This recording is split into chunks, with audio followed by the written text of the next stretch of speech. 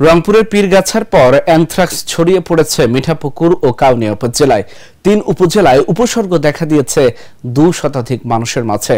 আক্রান্ত হয়েছেন ১১ জন। এরই মধ্যে এই রোগের উপসর্গ নিয়ে মারা গেছেন ২ জন। স্বাস্থ্য বিভাগের পক্ষ থেকে গঠন করা হয়েছে মেডিকেল টিম। রংপুর থেকে আব্দুর রহমান রাসেলের পাঠানো তথ্যচিত্রে ডেস্ক রিপোর্ট।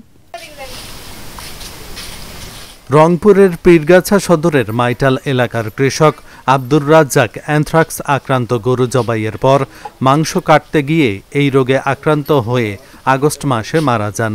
একই উপজেলার আনন্দী ধুনিরাম গ্রামের গৃহিণী কমলা বেগমও অসুস্থ গরুর মাংস রান্না করতে গিয়ে অ্যানথ্রাক্সে আক্রান্ত হয়ে মারা যান ৬ সেপ্টেম্বর।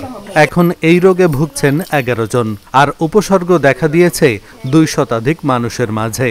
গত ২ মাস ধরে রংপুরের ৩ উপজেলায় ছড়িয়ে পড়েছে এই ভয়াবহ অ্যানথ্রাক্স। একটু ছোট ফুটকুনির মতো ঘামাচির মতো উঠছিল, ওঠার পরে আমি টিপ দিয়েছিলাম। টিপ দেওয়ার পরে এটা আস্তে আস্তে বড় হয়ে গেছে। বড়তে আমার মনে করো আনুমানিক ৩,০০০ টাকার মতো খরচ হয়েছে। আমার গরু হলো জ্বর আসছিল, ৩ দিন ছিল জ্বর, থাকার পরে মনে করেন যে মারা গেছে। গরুটা আমার ৫ মাসের গাভ ছিল, ৫ মাসের গাভ আছিল। আবার ১ লাখ টাকা দিত।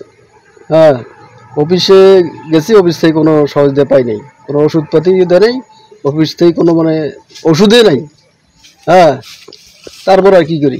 এই যে আমার যে এই রোগটা হয়েছে, মনে করো আমার গরু 2টা চলে গেল, আমি এখন নিরো, আমার কিছুই নাই। এখন মনে করো আমি যে চিকিৎসাটা করব এই বুদ্ধি পর্যন্ত আমার নাই। 10 ভাইয়ে যদি আমাকে সাহায্য না করতো তা আমি তো এই পৃথিবীতে এখনো বাঁচে থাকতাম না। ছেলে একটা 12 বছর ছেলে আছে, সেও আক্রান্ত, এই রোগে আক্রান্ত। আমরা সরকারের কাছে কোনো সাহায্যই পাইতেছি না, আমাদের কিছুই নাই। গরু আসলে একটা অজানা ভাইরাস রোগে গোটা উপজেলা এটা ছড়িয়ে পড়ছে। এই কারণে বিভিন্ন এলাকায় ব্যাপক হারে গরু মারা যাচ্ছে, ছাগল মারা যাচ্ছে। আসলে প্রাণী সম্পদ অধিদপ্তর এই বিষয়ে একবারে উদাসীন। তারা কোনো কার্যকর ভূমিকা নিচ্ছে না, বা তারা কোনো ওষুধপাতি বা কোনো ভিজিট করতেছে না। প্রাণী থেকে মানুষের শরীরে এই রোগ ছড়ানো অস্বাভাবিক নয়। এর জন্য আক্রান্ত প্রাণীর মাংস না খাওয়ার পরামর্শ এই কর্মকর্তার। খামারিরা আমাদের হাসপাতালমুখী হলে এই সমস্যাটা কিন্তু সমাধান অনেকটাই। খামারিরা যদি শুরুতেই আমাদের কাছে আসতো তাহলে কিন্তু অনেক গরু বেঁচে যেত, তাই না? এই যে শুরুতে আসার প্রবণতা কম তাদের, তারা স্থানীয় পল্লী চিকিৎসক শরণাপন্ন হয় খুব সহজেই, আর মিসগাইড হয় আর কি। আমরা আশা করব এই ভ্যাকসিনেশন প্রোগ্রামের মাধ্যমে সামনে আমরা আরও ব্যাপকভাবে ভ্যাকসিন প্রোগ্রাম করার উদ্যোগ গ্রহণ করেছি।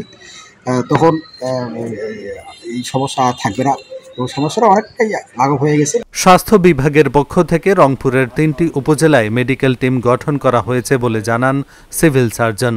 মেডিকেল টিম গঠন করা আছে 11 জন। সর্বপ্রকার ব্যবস্থা নেওয়া হয়েছে। এসব আমার ঊর্ধ্বতন কর্তৃপক্ষকে জানানো আছে। আমার তরফ থেকে আমার কোনো অসুবিধা নেই। বর্তমানে রংপুর জেলায় অ্যানথ্রাক্স রোগে আক্রান্ত গরুর সংখ্যা 1000-এরও বেশি, মারা গেছে 2 শতাধিক। প্রাণী সম্পদ অধিদপ্তর বলছে অ্যানথ্রাক্স সহজে নিরসন সম্ভব নয়। পশুকে নিয়মিত ভ্যাকসিন দেওয়ার মাধ্যমে দমনের চেষ্টা করা হচ্ছে। Dhaka journal, news desk.